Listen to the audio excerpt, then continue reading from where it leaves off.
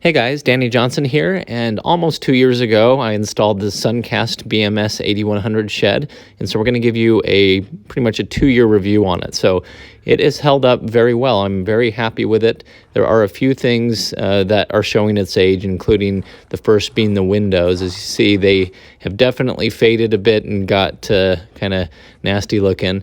And so the sun directly hits these windows each morning, so it's probably not the best for it, but anyway, that's what those look like. The only other real complaint that I've had with the shed, and this is even when it was new, is the doors had a hard time making it into the door jambs here. So as you see, when you open the doors, you have to really pound on these to get them to fit. So a nice metal door frame probably would have been better in this area. So it sags a little bit, but you give it a little pound and knock it into place and it's fine. So anyway, it's not a big deal, but just something to mention. So the rest of it has really held up well for being out in the sun. The roof looks really good. The skylights look really good. Even when installing it, the heat alone would kind of warp the panel as I had them laid up against the house. As you can see, they didn't quite match up here, but I haven't had any leaks. So that's just where it overlaps panel to panel. And so it's been really good in the weather. The only other thing I want to mention is you want to be careful about leaning items up against the side of the shed.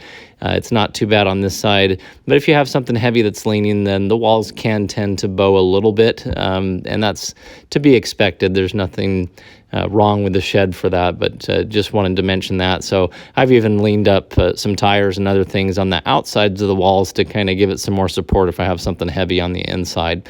But as you can tell, the overall condition of it is still really good for being out in the sun, direct sunlight, and almost 2 years here. I did have one of the handles. I yanked a little too hard and pulled it off. Just had to screw it back on. And so you just want to be careful those handles aren't too firm. You got to make sure everything's unlocked.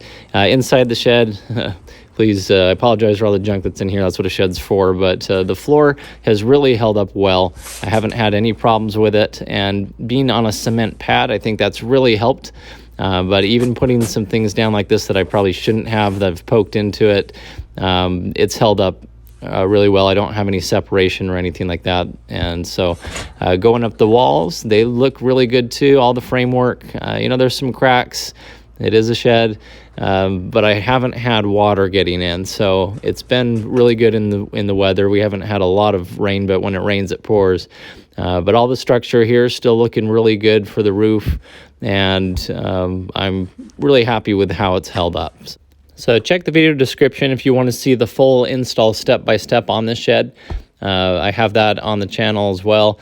And again, I've been really happy with it. It's been great to have, and I think that cement pad really does help it hold up well. So on this side, you can see a little bit of the bowing that I was talking about as it kind of comes out. We have some bikes and some things leaning against that. And so anyway, that's just something that you want to be careful about and maybe find some way to reinforce it if you wanted to. But anyway, thanks for watching. Please check the video description. I have a playlist with other videos that are similar to this. And if you're new to the channel, feel free to subscribe.